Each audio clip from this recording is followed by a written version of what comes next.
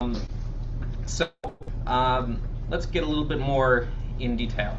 So the transactions are grouped into the book in what we call blocks, and the blocks are entered as units. So each block refers to the block that comes before it in the chain, and people refer to the book as the blockchain. That's a word that you hear bandied about in the Bitcoin world. And how do the miners add blocks to the blockchain? Well, they have to search for the answer to a difficult cryptographic search problem, the difficulty of which changes over time. And so the miners are searching and searching, and eventually they find a solution, and that allows them to add an extra block to the chain, and each block refers to the block that came before it, and so that's how blocks get added to the chain. Now, why would miners do this? It's because each of these blocks has the property that when you find it, you're allowed to add a special transaction to it which pays you a reward. Currently that reward is 25 bitcoins per block. So each time a block is found, there's a 25 bitcoin reward which gets paid to the miner who finds that block, and so for every block that gets found, there's a new reward. And so why would miners get involved in this? Well, people go into mining because it's a good business. I mean, it's not a good business right now, but people go into it for the money, for the rewards. So just to recap, we have this system. Alice wants to pay Bob. She announces that she wants to pay Bob some amount of money to a peer-to-peer network. The peers all attempt to solve these search puzzles to enter that transaction into a global ledger of all the transactions that have ever happened, and once Bob sees that the transaction is in a ledger, he can accept it as payment. And this is a simplification because these players are not, in fact, named. They're only identified by pseudonyms, and those pseudonyms are all keys, cryptographic keys. Just to complicate things a little bit more, I mentioned before that blocks refer to the block that comes before them. That leads to a natural question: what happens if two blocks point to the same block as their parent? And so what we see is the blockchain is not, in fact, a linear chain. It's really a tree of blocks. What happens here is the miners, when there are multiple blocks pointing onto the history, they don't know which one they should try to extend by looking for solutions to this cryptographic search puzzle, but eventually they will extend one, and then everyone will agree that that is the longest chain, and that is the rule. The longest chain in the tree, the longest branch in the tree, is the history that everyone agrees on. Now, if there are two chains that are equally long, we say that the log has a fork in it. Forks are bad for Bitcoin for a variety of reasons, but the primary reason is if there's a fork in the log and there are two blocks which are of the same distance from the beginning of the log, then on one branch I could pay you a Bitcoin. On the other branch, I could pay the Bitcoin to myself under another identity, under a pseudonym. And so forks are bad because they call into question who owns which coins and what transactions have actually happened and which ones have not. So if you want to use Bitcoins for transactional purposes, you have to have clarity on who owns which coins. And so the standard analysis of why Bitcoin works is because it goes something like this. People follow rules, and the rules say that the miners should extend the longest branch, and because of that, because some branch is always the longest, or will eventually be the longest, the log has no forks in it. Obviously this is bogus. We know that people can't be made to follow rules, and so instead we turn to economics, and we say people follow their own incentives, and then something happens, a mystery in the middle, and at the end, our goal is that the log doesn't have any forks in it. This sort of plan is quite common in the world. And I want to advance the notion that the thing that goes in the middle is consensus. What do I mean by that? Well, I want to advance or put to you that there are three kinds of consensus that are important in Bitcoin, or that we identify in this work. The first is consensus about the rules of the game. So we make the argument that Bitcoin is a game in the game theoretic sense, and that it should be analyzed as such using game theoretic methods. The first thing is that the players have to come to consensus about what the rules of the game are, what moves are allowed, what moves from other players will you recognize. The second is consensus about the history. What is the state of the game? What events have happened and what events have not happened? And the third is consensus that Bitcoins have value.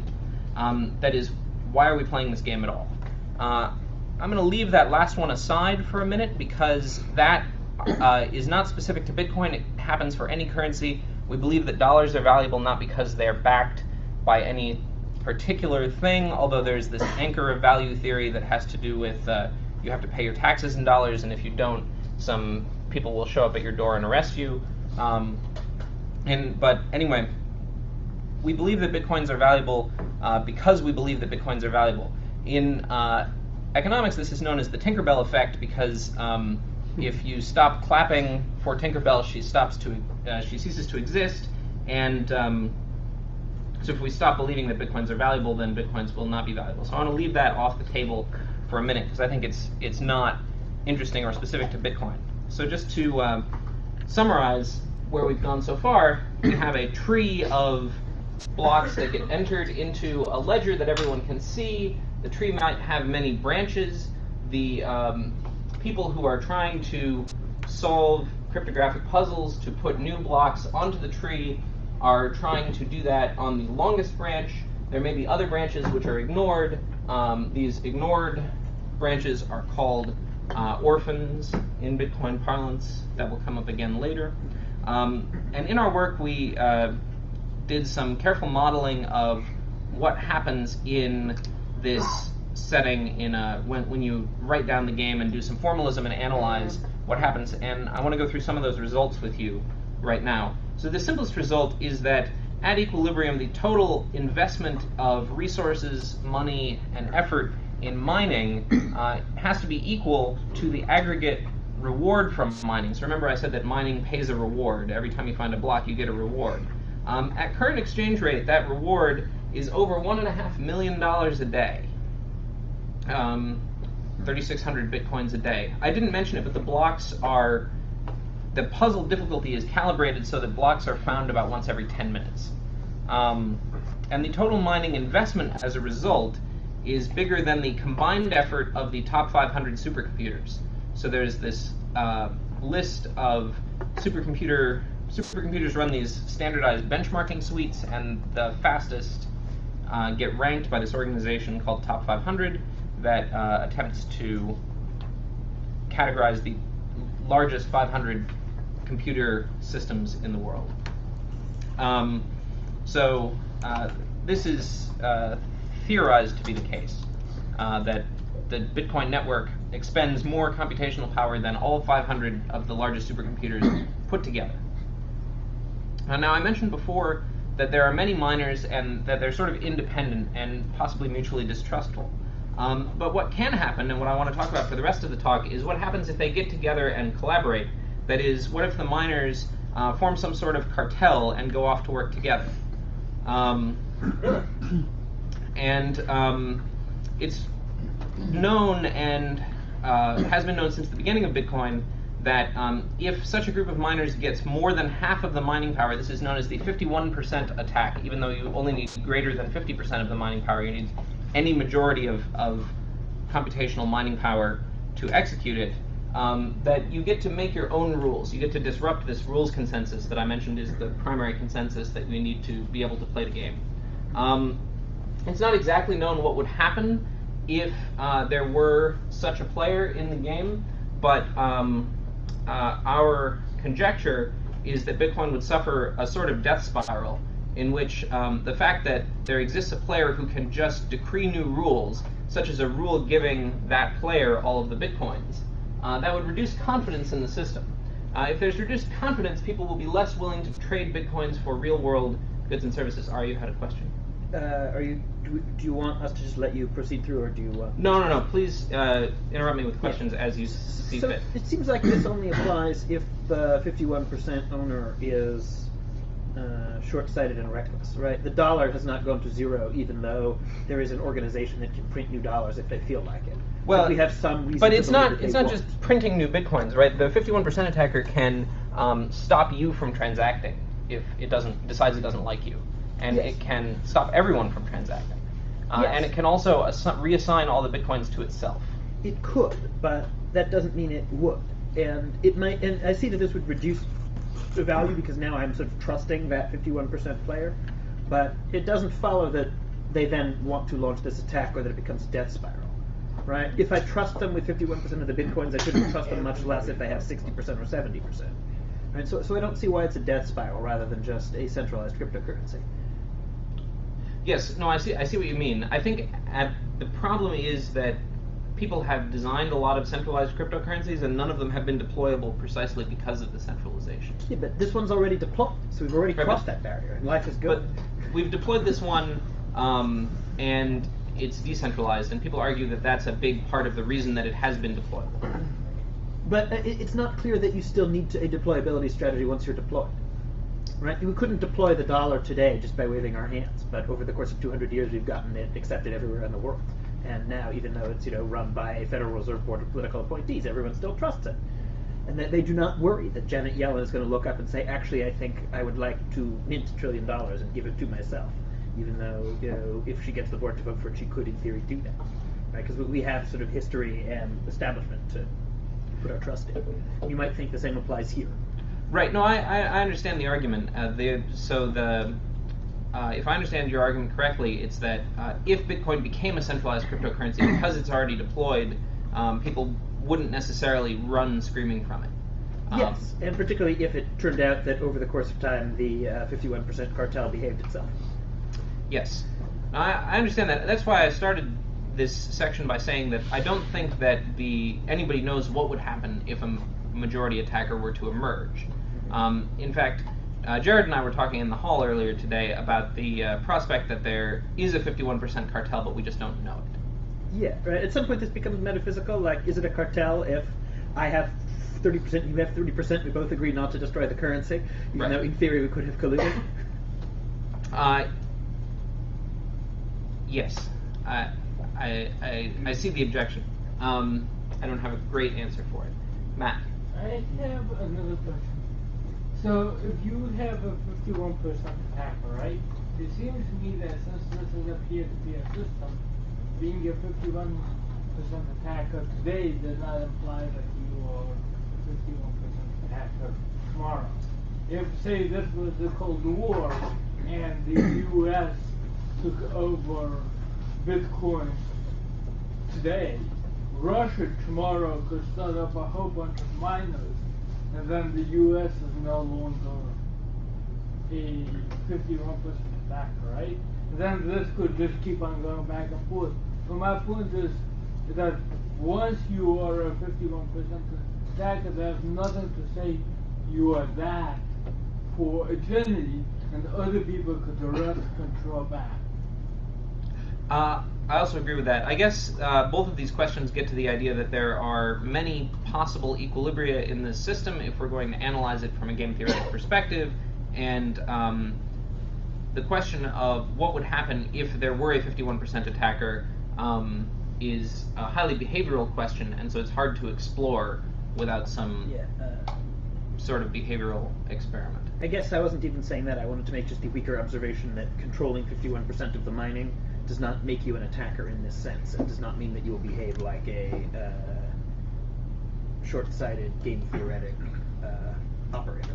Would it be the case that if people knew there was a 51% operator, that just in and of itself could reduce the confidence?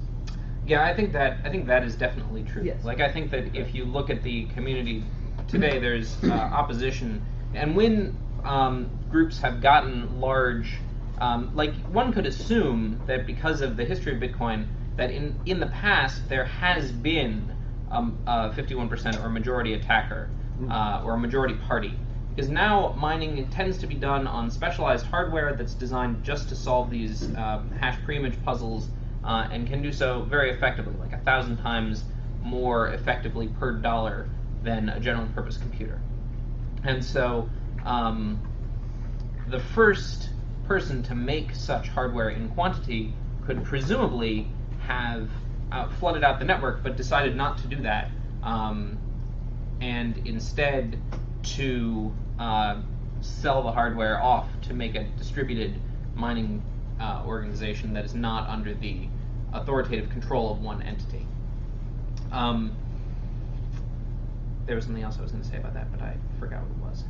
You actually, and it sounds from your brief description like you go back, so we need 51%.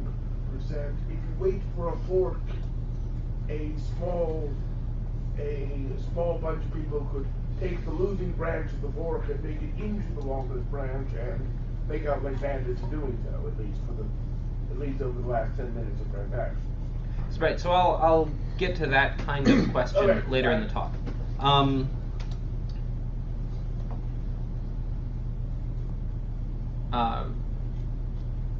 Sorry, to rewind a bit. Ari, I like your point that it's not necessarily the case that a 51% band would, of necessity, reduce the confidence. But it seems like the community wants to shy away from this this equilibrium. Yeah, you convinced me it would reduce it. I just was unsure that it would be an infinite spiral. Right.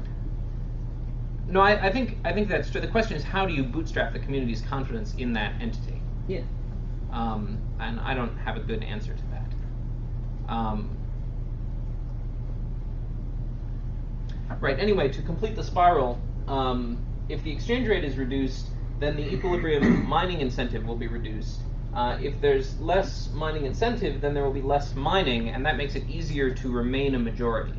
And so that was our argument for it being an infinite spiral.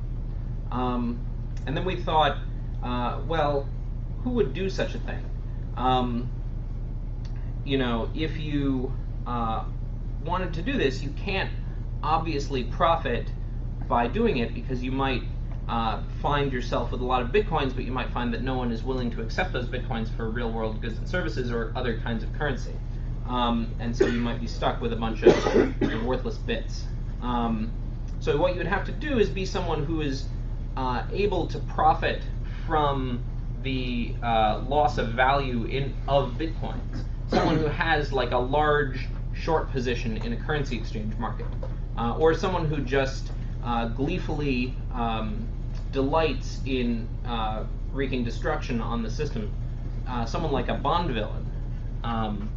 So this is Auric Goldfinger, and we decided to call this adversary in our paper the Goldfinger adversary.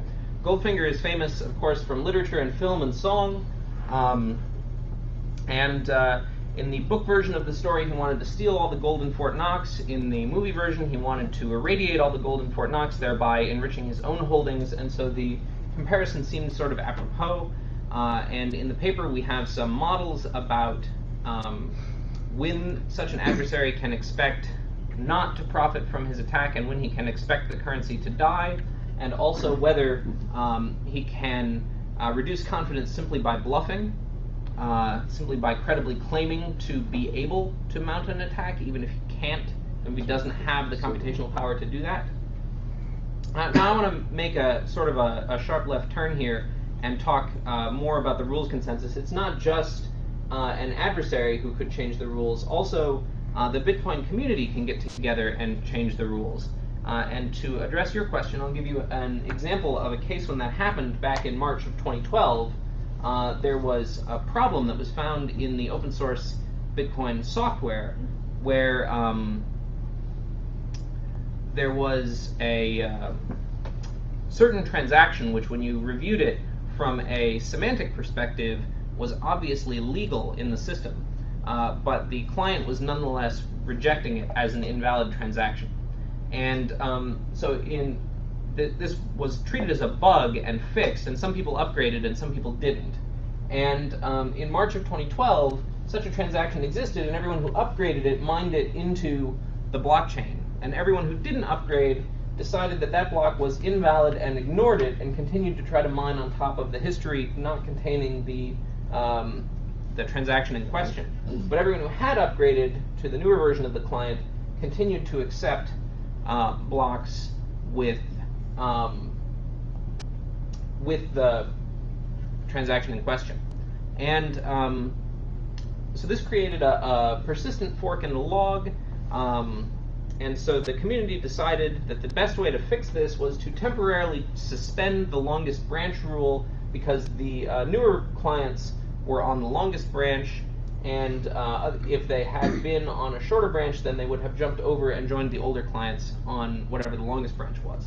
So the community decided to suspend the longest branch rule. The way they did that was by telling everyone running the new client, hey, you should downgrade. Enough people did downgrade so that the older client routed around the now declared invalid transaction by rule change, and so that branch eventually became the longest branch, and then they were able to reinstate the longest branch rule, and people could upgrade freely, and the upgraded client and the unupgraded client would both choose the branch not containing this transaction. That means that mining rewards on this other branch were abandoned, and also possibly that some coins spent over here could also have been spent in what later became the consensus history, and afterwards there were allegations that some people had double spent coins in that situation. So I want to drive home the idea that the rules are not static.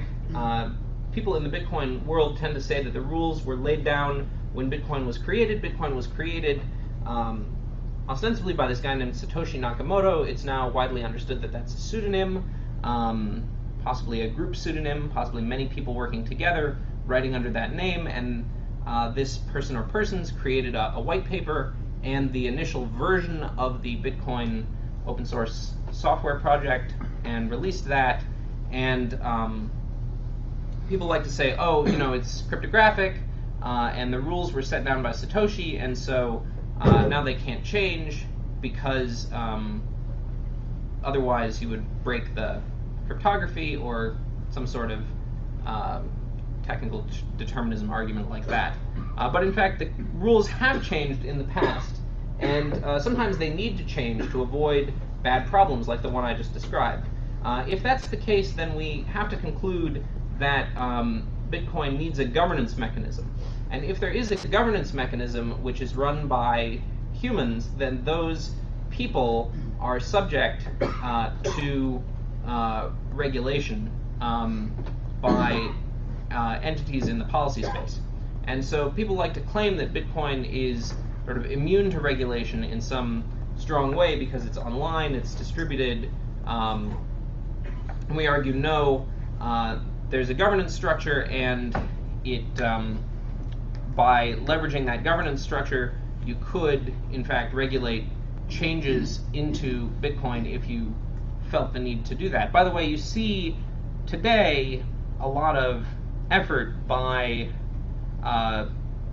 the government to push certain kinds of regulation onto players in the Bitcoin space. So the part of the Treasury Department that handles money laundering enforcement, the Financial Crimes Enforcement Network, FinCEN, has issued a set of guidance about online currencies, which covers not only Bitcoin, but also things like World of Warcraft gold, and other kinds of electronic money, forms of electronic money. There are lots of forms of electronic money, by the way, not just Bitcoin and World of Warcraft gold, not just esoteric things, but things like gift cards issued by your favorite department store, or credit cards could be considered forms of electronic money. To speak more to governance, we argue in our paper that the right way to think of this governance structure is it's like an open source project.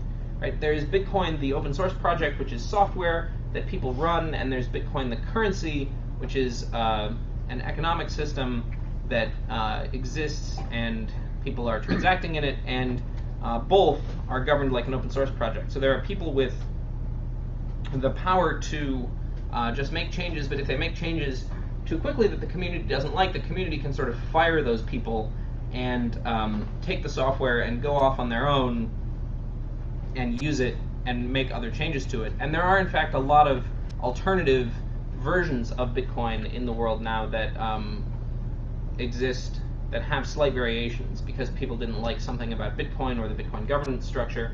But there are sort of, as I was telling Ari last week, there are sort of Bitcoin graybeards who get together in dark, smoke-filled rooms and make rules decisions. I like to think of them as the bitterati.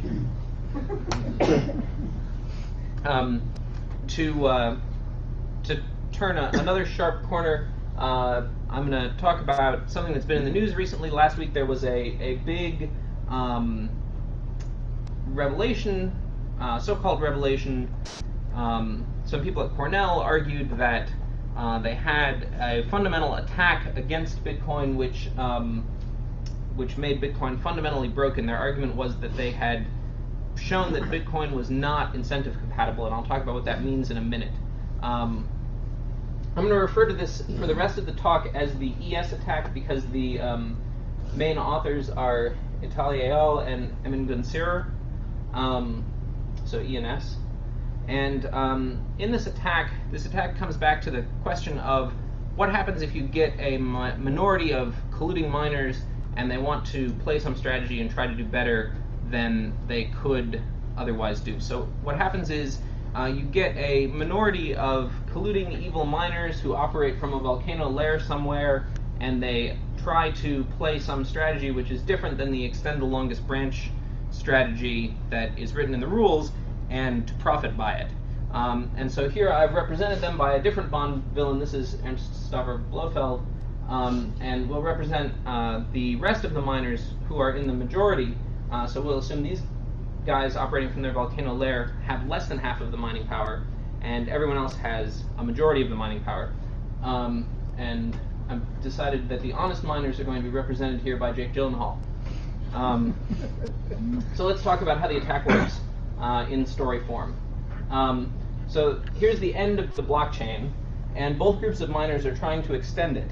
And let's say the first thing that happens is that the most likely first thing that happens is that the honest miners, because they're a majority, produce a block because they're more likely to produce a block faster than the ES miners. Now, in the ES paper, this strategy is called the selfish strategy. But as I mentioned earlier, miners are in the business of mining because they want the mining rewards. So it's silly to call one group of miners the selfish miners, because all miners are selfish. They're all following their own incentives to capture the mining reward. So the honest miners create a block, and then let's say that the next thing that happens is that the ES miners create a block. Now, what's different at this point is instead of announcing that block to the peer-to-peer network, they're going to hold it in their volcano lair and keep it secret. And that way they can try to extend their new secret block, and they have a head start over everyone else on extending their secret block. And so then maybe the next thing that happens is that they extend it again, and the next thing that happens is that I run out of space on the right-hand side of the screen, and so I throw a block off the left-hand side, and let's say they get even further ahead. Then what they're going to do is they're going to keep trying to get ahead until the honest miners are about to catch up. And once the honest miners are about to catch up, if the honest miners did catch up, they would eventually get beyond the ES miners because they're a majority and they're moving faster. But the ES miners might get ahead over the short term because it's like every time you look for a solution to one of these puzzles, your probability of finding it is the same, and so you might reach into the hat and find two solutions just because you got lucky in a row. And so you can get a lead some of the time for a short time, but over the long run you expect not to have a lead. And so once the ES miners are about to be tied, they drop all of their secret blocks and cash in the mining rewards. And so I've referred to these as the evil blocks, because they pay the mining rewards into the volcano lair. And because they now have the longest chain, the honest miners are going to jump over onto the new evil side chain and abandon the old chain here. So let's go back to the beginning and view a different version of the story. In this version, the ES miners are going to get a lead first, and then the honest miners are going to catch up with them. And now what happens when they're tied? Well, now it's what I decided I like to call the race to Witch Mountain, because it's a race, and you don't know which chain is going to win. But some of the honest miners will come over to the side chain because they can't tell which one is the side chain. And the ES miners will, once they're tied, reveal their hidden state. And then if some of the time they will extend their lead and keep playing according to the strategy I described earlier. Some of the time the honest miners will extend first, and the ES miners will be stuck on their block, which is now an orphan because it's not on the longest chain, it's on a side chain. And so then their best move at that point is to join the honest miners on the end of the longest chain. Alright, you have a question. Is there any tie-breaking rule in the standard rule set for what you do if there are two blocks?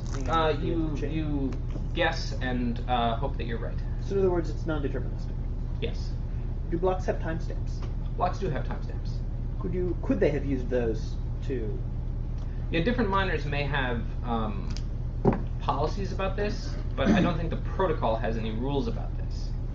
I don't know what the reference client does. That's an interesting question, though. Like, would all these problems go away if you had to commit to timestamps along the way? Right, so I'll talk about timestamps in just a second.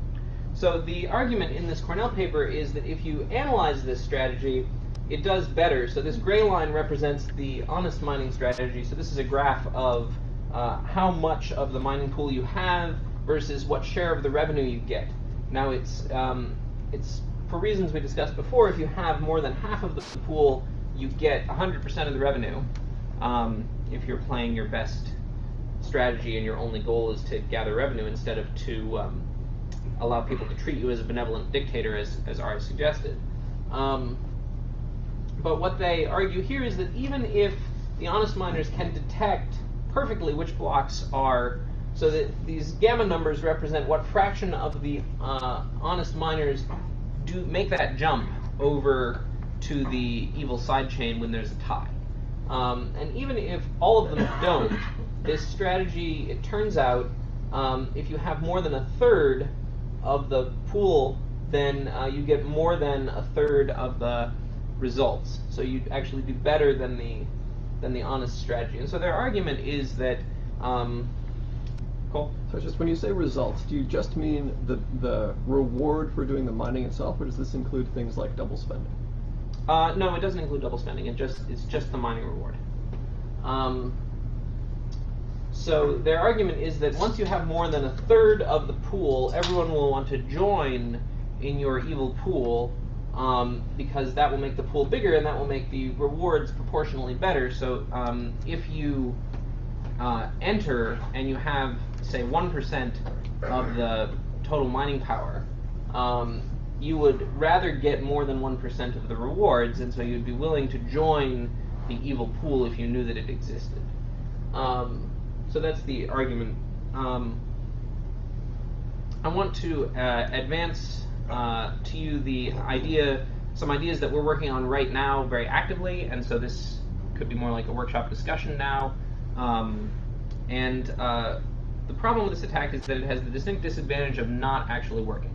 And the analysis that they give in the paper misses several important things. One, I think, is something that Ari was getting at, is that the attack is fundamentally detectable because the blocks are time-stamped, and so if you make a block and then keep it secret for a while, when it's announced to the network, it will be naturally a little bit stale. The other thing is that the network can see all of the blocks that ever get announced, which means that if you announce a block and it later becomes orphaned, then, by the way, if you think about this strategy for a while, you discover that the reason that the returns from it are higher is because it causes some fraction of the blocks to be spoiled. Some fraction of the valid blocks that are created become orphans. And this strategy is a way of making those spoiled blocks fall disproportionately on people playing the honest strategy, as opposed to people playing the ES strategy, who will still suffer some spoilage. But anyway, you could mitigate the problem by potentially counting the number of orphans you see and then changing your behavior based on that. So currently the network, if a block becomes orphaned, people just sort of ignore it forever because they're never going to need it again, they don't store it, but maybe you could keep track of it and use it in an analysis to determine whether this thing is happening. So if you wanted to harden the network against this kind of abuse, you could imagine doing something like that. So our conclusion about this paper is that it's not a fundamental attack on Bitcoin, unless you think that the last 45 minutes that you've spent learning about all of this stuff were useless. But our conclusion is that if you want to model the economics of mining, that there are strategies that you have to consider which involve hiding blocks and not announcing them when you find them. And so that's an important part of your strategy decision that was not previously appreciated. And then the argument that they made in this paper is that Bitcoin is not incentive compatible because if such a evil pool exists, everyone will want to join it, and then the pool will grow, and it will become a dictator-sized pool just naturally, and that will end Bitcoin. And to preempt Ari's inevitable question, people just sort of take it on faith that if there were a dictator-sized attacker, a majority attacker, that Bitcoin would end. So I want to give 3 definitions of what it would mean for Bitcoin not to be incentive compatible. Go for it, Ar. There's a contradiction here. Either people, if they see that there's somebody who is becoming a dictator, say, great, let me follow the dictator, or they don't. And observably they don't, right? Which suggests that something went wrong in the ES incentive analysis. Right? Because under the ES analysis, we would have dictators today. Yes, well, it would take some... There's a time constant there. Because the puzzles you have to solve to make new blocks have a difficulty, and that difficulty is recalibrated every 2 weeks. And so for the first 2 weeks of the ES attack is not profitable. Wait, I was saying something different, which is if miners would benefit by there being a dictatorship with them, quote, in it, they would have already done that, and they didn't need the ES attack to tell them about this. Right? Everybody always knew that a 51% coalition would run the network, and this did not then cause a 51% network to a 51% coalition to form, because people thought this would be sort of bad for them in the long run. Right? And it seems like the same analysis should apply to their 33% coalition, which is, if it turns out that the threshold that we want to avoid is any one cartel having 33%, okay, now we know. I like that analysis, and I would love to talk to you more about it offline. Anyway, I want to spend the rest of the talk talking about what it would mean for Bitcoin to be incentive compatible. This, I think, is the largest open research question about Bitcoin. Matt. I'm a bit confused by the graph you showed. Why does a 51% mean that you get all of the profits from mining? Because even if you have 51%, other people can still beat you in the chain. What is the idea that you would override the... The idea is that you would staple on a side chain above whatever chain you didn't control, like above a chain that paid someone else, and then you would, in the long run, you would expect to become longer than the side chain, even if everyone else is working on the side chain, because you have a majority of the effort. Yeah. Oh, so you would violate the longest chain. Right, because you could just choose to do that. And therefore you could choose a strategy which gave you all of the mining reward. And so if you assume that your goal is just to extract as much reward from mining as possible, and not to become some sort of benevolent dictator as Ari is proposing, then you might do that and give yourself all the mining reward. And indeed you could, those two things are not inconsistent, because you could be a benevolent dictator and give yourself all the mining reward, but allow everyone else to transact, and sort of take the mining reward as like tax revenue. If you are above 51%, last question, if you're above 51%, can you also make transactions? No, because the transactions are digitally signed, so you can't make fake transactions. But you could accept blocks into the history that don't have valid signatures. But other people would be able to detect that. Yeah, and presumably, I had a thought there. Never mind. Okay. Let's talk about it offline. We'll see if we can regenerate it. Anyway, I think the most important open research question in Bitcoin is whether Bitcoin is incentive compatible, by which I mean whether a true incentive analysis of Bitcoin leads to a situation where people are willing to follow the rules as they are stated. Whether the stated goals of the system are consistent with people's incentives. It's much easier to define incentive incompatibility, so I'm going to give 3 possible definitions for incentive incompatibility from weakest to strongest. The weakest definition of incentive incompatibility, or the strongest definition of incentive incompatibility, is that there's no equilibrium in which miners behave honestly, and by honestly I mean according to the rules as stated. A slightly different definition would be there exists an equilibrium in which some miners are willing to deviate from the rules for some amount of time, and this is sort of what the Cornell paper is trying to propose, except that they haven't really shown that an incentive analysis of the miners' strategy really gets miners to stay playing their strategy at equilibrium. So there's a missing equilibrium analysis. And then finally, the last definition I want to give is that there's some equilibrium of the system where ordinary users of the system can't actually make new transactions. And that would be a sign of incentive incompatibility. And so now I'll say that I'm done and throw the floor open to general questions. Although we've had a lot of those.